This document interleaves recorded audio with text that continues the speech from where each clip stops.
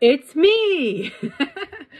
So I watched both episodes. I had to rewatch the Lower Decks because the last episode, because I was watching it on the treadmill, and I obviously didn't have stickies and stuff like that near me, and then, you know, enough time passed that I completely forgot what the hell I was doing.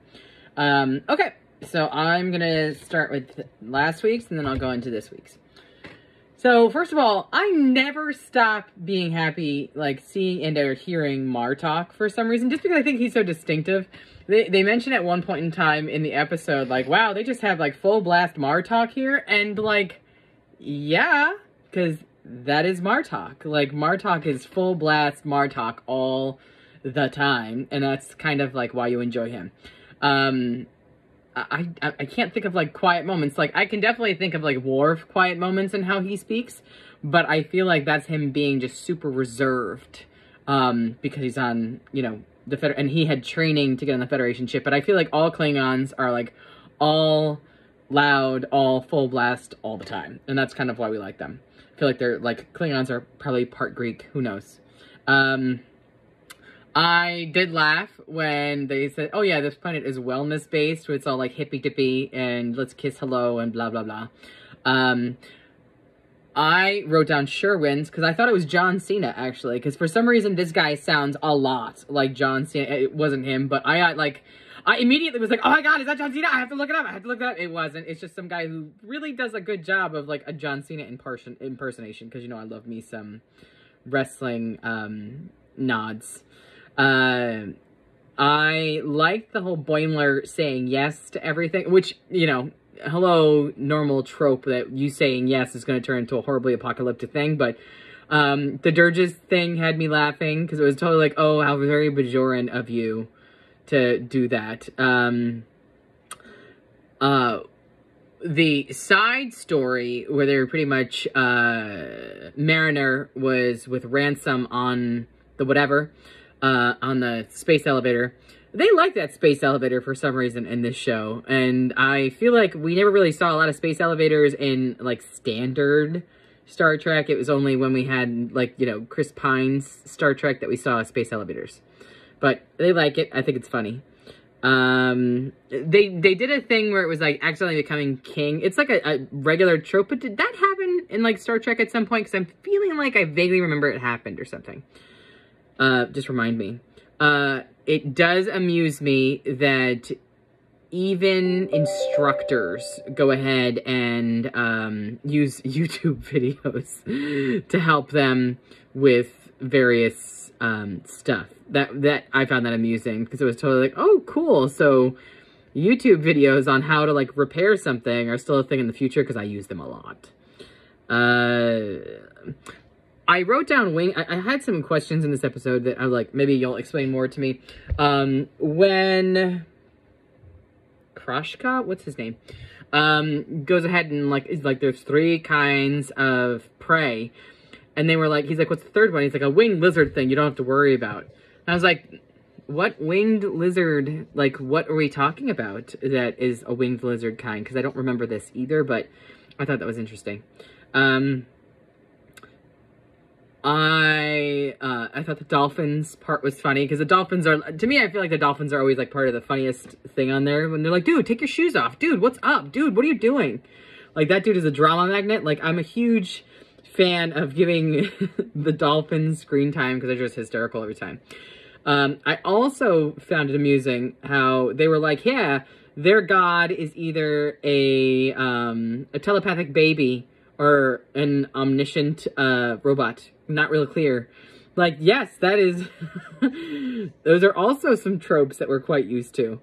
I already mentioned the elevator scene. Oh, I did like the little commentary of, like, you know, the hunt and stuff like that. And then all of a sudden, he, like, takes the selfie. And then, you know, it had a very... it made me laugh. That it was like, yeah, all life is sacred, which is why we hunt. And I was like, how very Republican of you to say such a thing. Yeah, because that's like, I don't think that means what you think that means, but sure. I do like all of the evil tropes that went on with, you know, the bad guys on the planet who were, like, you know, hurting the engineers. I also like the evil tropes of, Krushka or whatever fighting Boimler. Again, they're constantly talking about tropes, but I don't really feel like they were, like, callbacks to any one Star Trek thing. I more just felt like it's like, hey, let's just aggregate all of the tropes that we know and put them into one episode. So, anyway. And ripping the shirt off is the thing that does it. Yeah, it's just weird enough for Ransom to rip his shirt off and that be the thing that stops everybody. Like, okay, sure. That's... Sure. Why not? There were a few little call-outs that I thought were funny that I wrote at the end, only because I'm trying to remember. So I liked how the D&D undertones for all of that, because of course it would be D&D. The more I thought about it, the more I liked it, because it was like, hey, you know, they're lower decks.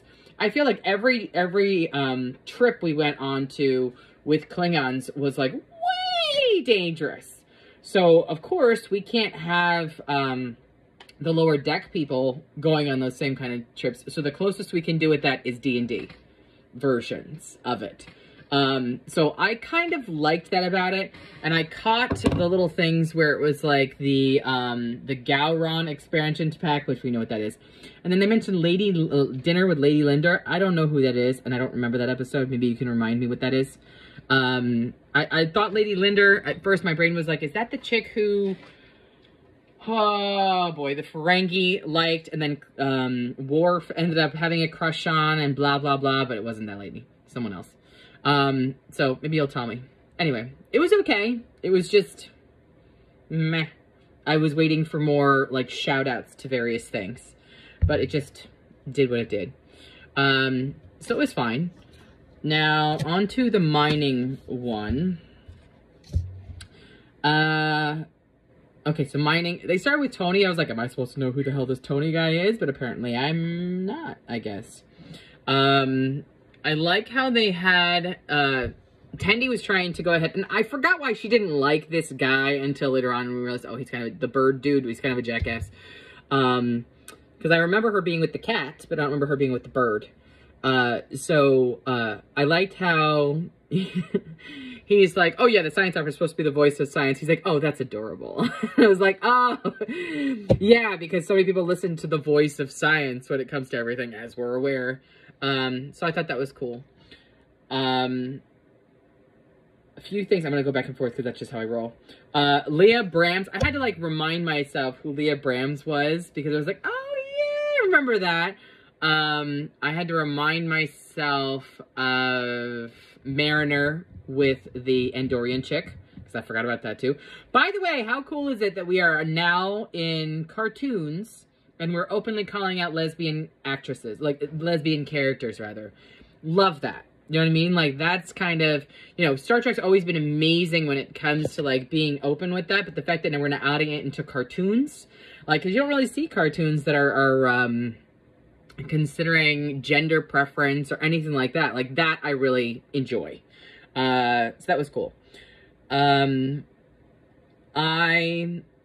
did laugh out loud when she's like, when do we ever do shenanigans? And then, like, for, like, 5 minutes, everybody's going off on, like, the list of shenanigans. And I, like, put on captions so I could listen to all the things that they were saying. And I was like, yep. So I thought that was, well done. And, of course, they did it like they're competing in, like, a basketball kind of thing. And I was like, all right, I got the basketball reference early. And then they mentioned basketball, and I was like, there we are, heavy-handed, with the whole thing. You could absolutely tell right off the bat that the space rock was going to become a bone of contention, because they're putting too much focus on the space rock. Obviously, we knew that Tendi, that was going to be the thing that she was going to have. And then once they originally figured out that, like, you know, in the, it's the Federation and the rock people working together to capture whatever, I was like, there it is. By the way, I don't know about you, I don't like clowns. Clowns is, like, on my list of shit that makes me nervous. But I never considered the concept of a clown Klingon, and I was like, that is fucking terrifying. If I'm gonna pick like, first of all, if you're gonna pick something in Star Trek that is, like, ridiculously scary because of its aggression, it's gonna be a Klingon. And then you're gonna do, like, add the fanaticism fanaticism? Whatever. Of Klingon to clowns. That's kind of, like, badass, creepy in a weird way. So I kind of thought that that part was cool, that they were like, let's go ahead and just make an amalgamation of scary, weird shit. And I was like, yeah, you know, Klingon clowns with batleths. Like, fan-fucking-tastic. At one point, I love the cat doctor's monologue. I liked how she was like, you know, sometimes you have to break things to put them back together again. And I like how, in the middle of her giving the monologue, in order to make it less, like, deep and whatever, she's like how I'm gonna have to tell this guy that his feet are getting chopped off. And he's like, what? Like, in the background, she had this wonderful, serious, quiet moment, and then all of a sudden, she'd have an aside for this guy. Like, I kind of liked the way that they juggled that back and forth. I thought that was funny. And then finally at the end with the hovering cube, and then again, my brain, the problem I have is that the hovering cube, I know what they meant by it, I can't think of it right now, because my brain, I just finished watching The Umbrella Academy, and like, I'm like, wait, that's the wrong show, don't pick that one, don't pick that one, but like, I thought it was funny with the hovering cube. So that one I like a little bit more than The Least Dangerous Game, just because it kind of did more for the group, and it also showed us the world outside of the Cerritos. So, like, one of the things that I really liked about it is that, like, we think Lower Decks, we think, like, all right, you know, none of the fun, exciting stuff happens here. You have your version of exciting, and then, you know, Enterprise has their version of exciting and stuff like that. You don't realize that maybe other Lower Decks are even below, like, the level of exciting that these guys have, that we just follow orders and stuff like that. I imagine that Lower Decks has got to be somewhat boring. You know what I mean? Like, it's got to be a somewhat boring life that you're always just following orders and, you know, putting rocks into things, whatever. And I get that you're doing it to, like, pay your dues, but it seems like it's got to be a boring job if it's not the Cerritos. I don't know. It's just something I was thinking of as I was watching this whole thing. I was like, oh, I didn't realize that, like, this was the exciting group. Okay. So those are my thoughts. This is, like, 13 minutes long. 12, 13, something. By the time I'm done, I'll be 13. So let me know what your thoughts are on both episodes, and let me know if you started watching Leverage Redemption. If you made it through the first 3, I'll make another video for the next 3 as we go through it. All right, talk to you in a bit. Bye!